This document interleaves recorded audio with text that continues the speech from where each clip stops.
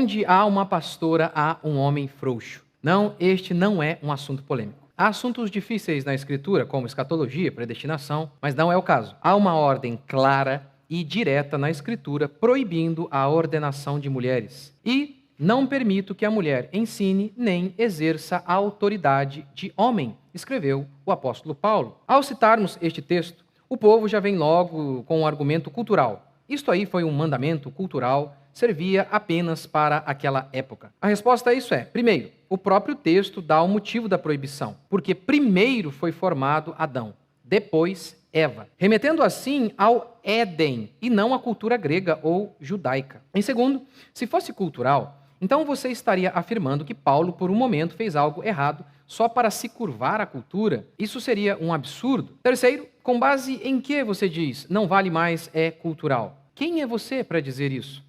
Há alguma outra passagem bíblica para dar apoio ao que você está dizendo? No fim, afirmar que é cultural tem sido a desculpa para desobedecer sistematicamente a Escritura.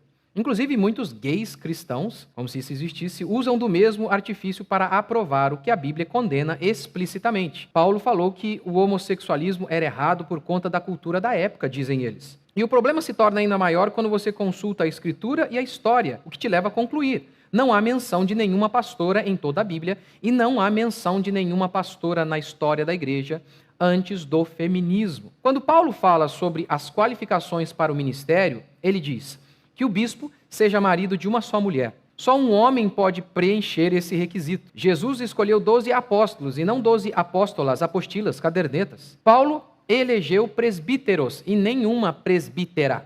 No Antigo Testamento havia apenas sacerdotisas de Baal. Não havia sacerdotisas em Israel. Mas Débora não foi profetisa e juíza? Não, pastora, não sacerdotisa. E profetizar é diferente de ensinar. Tanto que nos dons ministeriais de Efésios estão apóstolos, pastores, mestres e profetas, diferenciando um do outro. Em Romanos 12, Paulo diz que há dons diferentes. Uns possuem o dom de profetizar, outros de ensinar, reafirmando assim que há uma diferença clara entre ensinar e profetizar. E quando você vai para a história, aí só tendo o cérebro corroído pelo feminismo para não conseguir enxergar que a grama é verde, que não tem pastorado feminino. Até 1850 não havia nenhuma pastora em nenhuma igreja do mundo. De 1850 até 1950, 98% delas se mantinham assim. Até 1850, nenhuma pastora. Em 1848 aconteceu a primeira reunião feminista, em Seneca Falls. Não havia uma pastora sequer, nem na igreja católica ou na protestante. Aí surge o feminismo,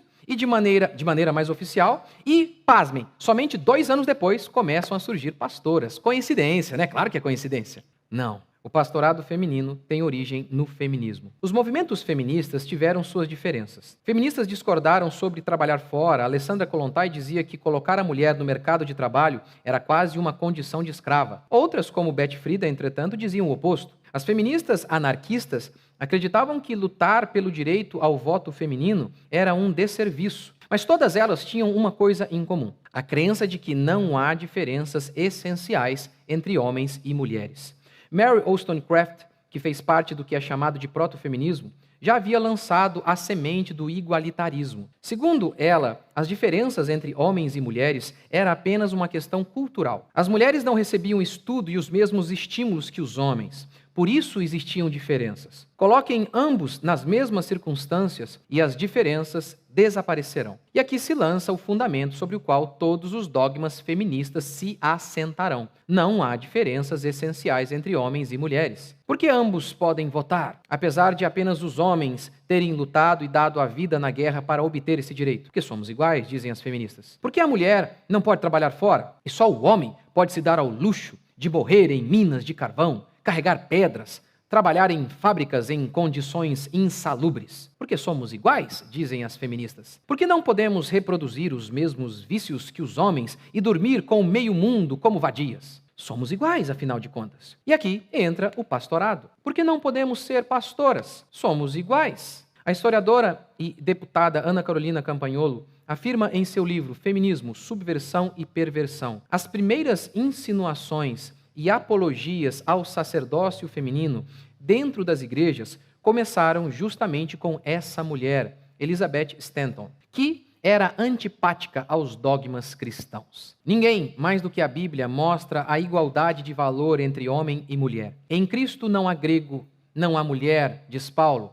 Não há gentio ou judeu. Mas isso não significa dizer que não haja diferença de função. Um leão tem o mesmo valor para Deus que um pássaro, mas isso não é o mesmo que dizer que ambos podem voar. Wayne Grudem, em seu livro Feminismo Evangélico, diz: antes do advento das publicações feministas evangélicas, nos anos 1970, as passagens polêmicas de hoje, aquela que eu citei para vocês no começo, sobre as mulheres no ministério, não eram consideradas obscuras. Eu não precisaria dar o motivo da ordem, da proibição. Afinal, somos cristãos. Onde Deus fala, o cristão se cala. Mas há um motivo. Se Deus disse, há um porquê. Homens foram feitos naturalmente mais inclinados à liderança. Sua força é para isso. Mulheres foram feitas naturalmente para a maternidade. Sua fraqueza é para isso. A definição não é minha, é bíblica. Homens são cabeça e mulheres são frágeis. A fragilidade feminina, em se tratando da maternidade, é força. Imagine um ser bruto cuidando da coisa mais frágil que existe, um bebê. A ternura, o andar mais devagar, a tendência a se doar por completo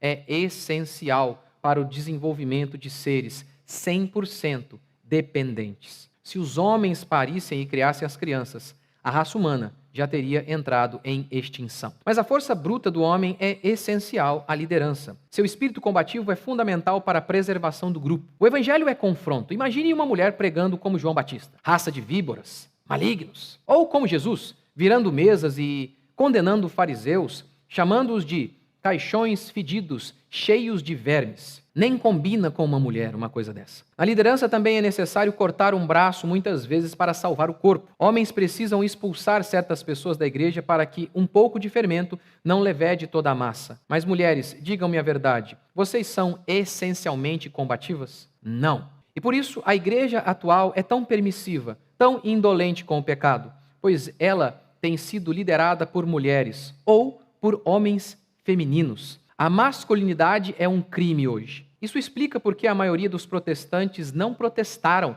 quando governadores, de maneira inconstitucional, proibiram que igrejas cultuassem a Deus. Se as igrejas fossem lideradas por homens mais machos, isso não teria acontecido. Além do pastorado feminino ter tornado a igreja fraca, há outra desgraça, que advém dessa desobediência. Quem aceita desobedecer uma passagem clara da Escritura, flerta em desobedecer todas as outras passagens. Se podemos dizer que isso era cultural, por que não podemos dizer que a questão do homossexualismo também não era uma questão cultural? Na Europa foi assim. Primeiro, desobedeceram sobre o pastorado feminino. Depois, sobre o homossexualismo. Por fim, a igreja morreu. Onde há pastoras, há um homem frouxo que ordenou essa mulher, por sucumbir à cultura e rejeitar a ordem natural de Deus.